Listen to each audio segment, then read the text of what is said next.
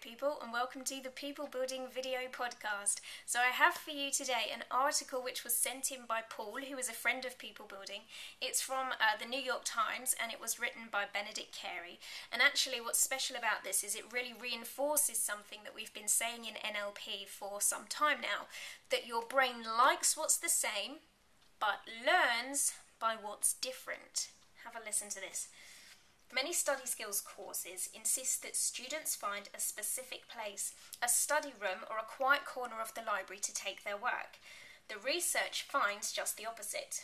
In one classic 1978 experiment, psychologists found that college students who studied lists of 40 vocabulary words in two different rooms, one windowless and cluttered, the other modern with a view on a courtyard, did far better on a test than students who studied the words twice in the same room. Later, studies have confirmed the findings for a variety of topics. The brain makes subtle associations between what it is studying and the background sensations it has at the time, the authors say, regardless of whether of those perceptions are conscious. What we think is happening here is that when the outside context is varied, the information is enriched, and this slows down forgetting, said Dr. Bjork, the senior author of the two-room experiment. Varying the types of material studied in a single sitting, alternating, for example, among vocabulary, reading and speaking in a new language, seem to have a deeper impression on the brain than it does when it's concentrating on just one skill at a time. Musicians have known this for years, and their practice sessions often include a mix of scales, musical pieces, and rhythmic work. Many athletes, too, routinely mix their workouts with strength, speed, and skill drills. The advantages of this approach to studying can be striking in some topic areas. In a study recently posted online by the Journal of Applied Cognitive Psychology, Doug Ruha and Kelly Taylor of the University of South California taught a group of fourth grade students 4 equations, each to calculate a different dimension of a prism. Half of the children learned by studying repeated examples of one equation, say calculating the number of prism faces when given the number of sides at the base, then moving on to the next type of calculation, studying repeated examples of that. The other half studied mixed problem sets, which included examples of 4 types of calculations grouped together. Both groups solved sample problems along the way as they were studying. A day later, the researchers gave all the students a test on the material, presenting new problems to this set of the same type. The children who had studied mixed sets did twice as well as the others, outscoring them 77% to 38%. The researchers have found the same in experiments involving adults and younger children.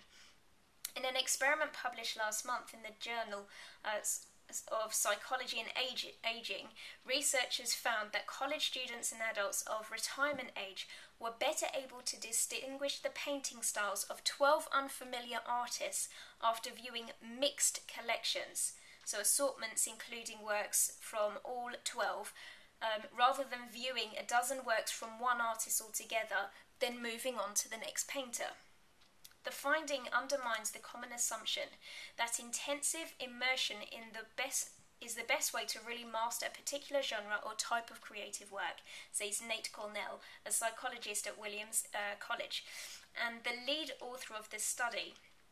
What seems to be happening in this case is the brain is picking up deep patterns when it sees assortments of paintings. It's picking up what's similar and what's different about them, often subconsciously. Cognitive scientists do not deny that honest to good cramming can lead to better grades on a given exam, but hurried jam-packing a brain is akin to speed packing a cheap suitcase, as most students learn quickly. It holds the load for a while and then everything falls out. With many students, it's not that they can't remember the material when they move on to a more advanced class, says Henry L. Rodiger, a psychologist at Washington University in St. Louis. It's like they've never seen it before. When the neural suitcase is packed carefully and gradually, it holds its contents for far, far longer. An hour of study tonight, an hour on the weekend, another session a week from now.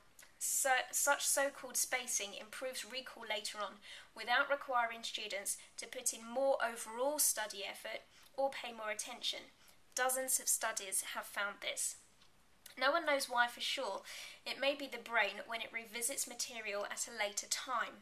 It has to relearn some of what it's absorbed before adding new stuff, and that process is itself self-reinforcing. The idea is that forgetting is the friend of learning, said Dr. Cornell. When you forget something, it allows you to relearn and to do so effectively the next time you see it.